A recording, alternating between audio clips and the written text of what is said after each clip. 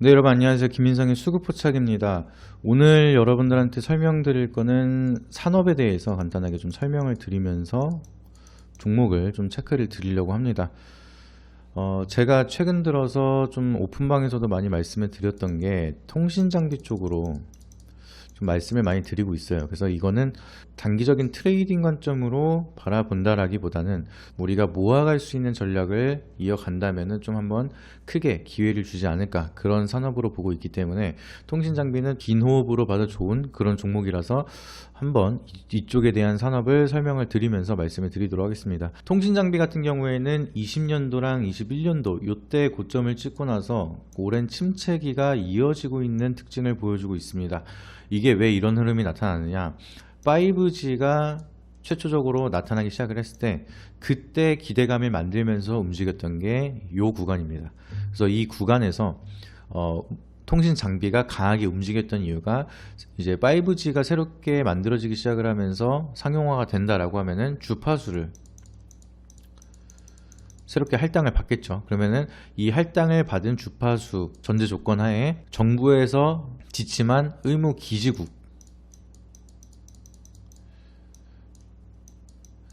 기지국을 깔아야 됩니다.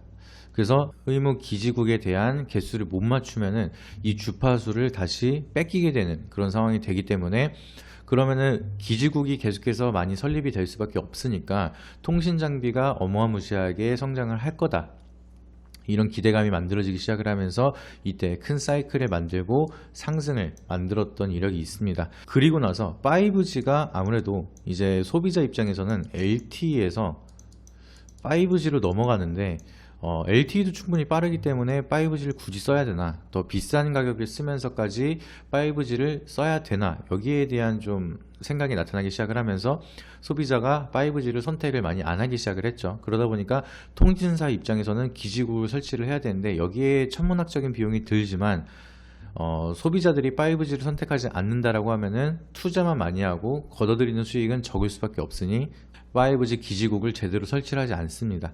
그래서 의무 기지국을 결과만 얘기했을 때는 설치를 미달로 되면서 결국 이 주파수 할당량을 반납을 하게 돼요.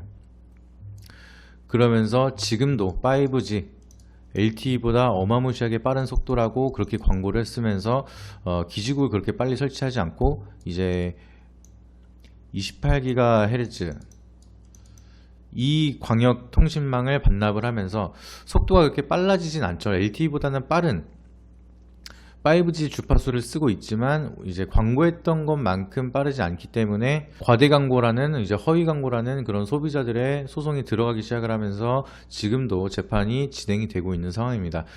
그래서 통신 장비는 통신사들에 대한 투자가 끊기기 시작을 하면서 침체기를 겪을 수밖에 없는 상황이 나타났고요. 그러다 보니까 오랜 기간 장기적인 하락 추세가 이어졌던 흐름이 나타날 수밖에 없습니다. 근데 주식은 항상 기대감이 먼저 선반영을 하면서 이렇게 강한 상승을 만들어내죠. 앞으로 5G에 대한 기지국이 늘어나기 시작을 하면서 실적이 좋아질 거다, 이런 기대감으로 먼저 올랐고, 그리고 나서 밀리기 시작을 했을 때는 이상의 돌파를 하기 위해서는 여기에 대한 기대감보다 더 큰 이슈가 형성이 돼야지만 여기 고점을 돌파를 할 수가 있겠죠.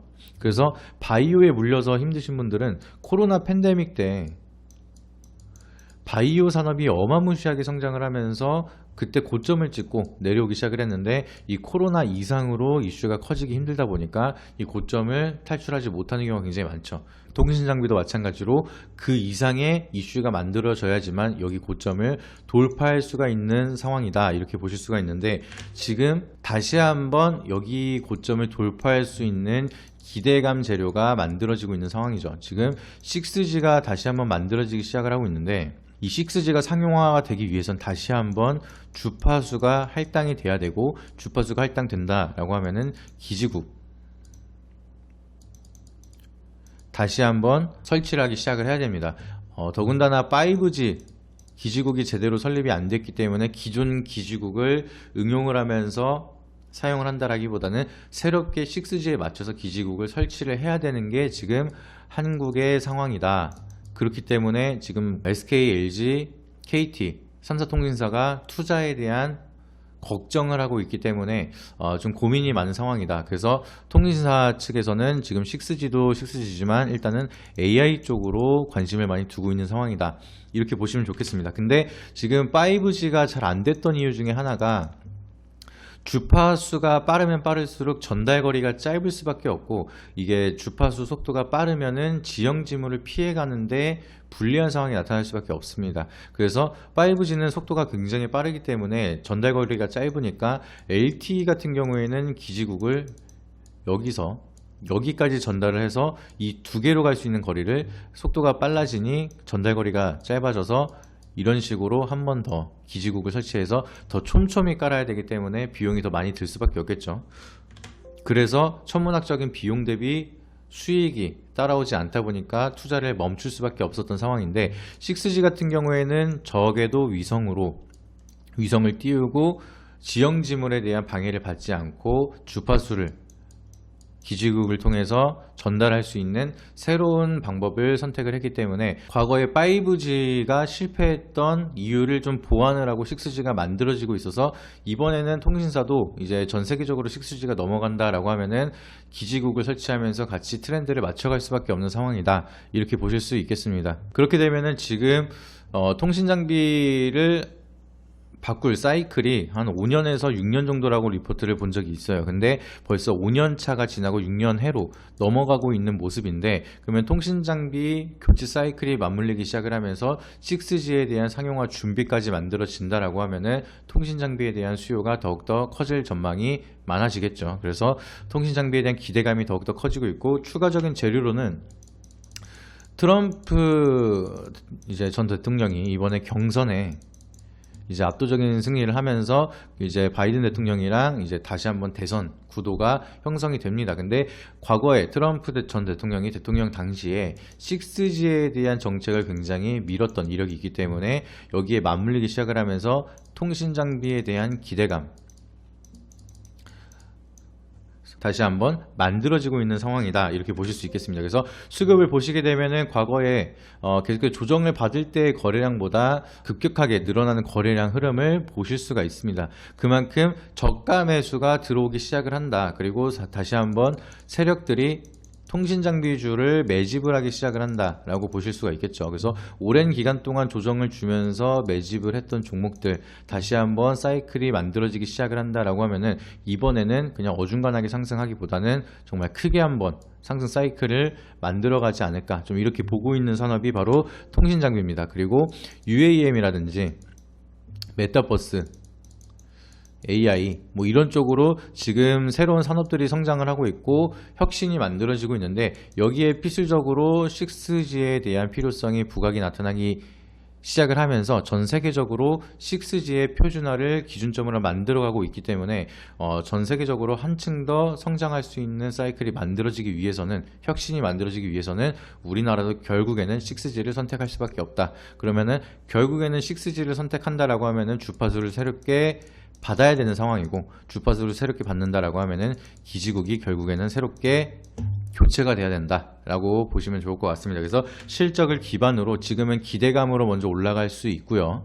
그리고 나서 실적을 기반으로 계속해서 올라간다라고 하면은 전 고점도 충분히 돌파할 수 있는 메가 사이클이 나타날 수가 있는 산업이 바로 통신 장비이기 때문에 우리가 서서히 모아가는 전략으로는 지금이 좀 좋지 않을까, 좀 이렇게 생각을 하고 있습니다. 물론 이게 뭐 상반기 지나서 하반기에 사이클이 만들어질 수도 있고요. 아니면은 내년 상반기에 사이클이 만들어질 수가 있는데, 그런 흐름을 기다리면서 우리가 저가 매수로 모아가는 전략을 한다라고 하면은 큰 수익을 노려볼 수 있는 산업이지 않을까, 좀 이렇게 보고 있습니다. 그래서 정말 제대로 된 메가 사이클이 오기 전까지는 박스권 안에서 트레이딩 자리는 계속해서 나올 거라고 생각을 하고 있고요. 그리고 이 박스권을 돌파하면서 통신 장비에 대한 기대감이 시장에 크게 나타나기 시작을 한다라고 하면은 전고점 돌파하는 흐름까지 기대해 볼 수가 있으니까 이 사이클이 나오기 전까지는 트레이딩으로 접근하시다가, 큰 메가 사이클이 나타났을 때는 이제 장기적으로 접근을 하셔도 좋다라고 말씀을 드리도록 하겠습니다. 그래서 오늘은 간단하게 5G가 실패했던 이유, 그리고 6G로 갈 수밖에 없는 이유, 여기에서 파생되는 통신 장비가 크게 갈 수 있는 이유에 대해서 간단하게 설명을 드렸고요. 오랜 기간 침체를 겪었던 산업이다 보니까 자본 잠식이라든지 부채 비율이 굉장히 높은 기업들은 피하면서 종목을 선정하시길 바라도록 하겠습니다. 실적 같은 경우에는 아까도 말씀드렸던 것처럼 통신사들에 대한 투자가 끊기면서 올해까지는 다 안 좋을 수밖에 없습니다. 근데 실적이 안 좋다고 해서 끝나는 게 아니라 이제 실적을 바닥을 찍고 턴어라운드를 할 수 있는 산업이다라는 관점으로 자본 잠식이나 부채 비율이 높은 종목들을 제외하고 우리가 좀 안전하게 모아갈 수 있는 종목 선정해서 매매한다라고 하면 좋은 결과 있을 거라고 말씀드리도록 하겠습니다. 네, 이상입니다.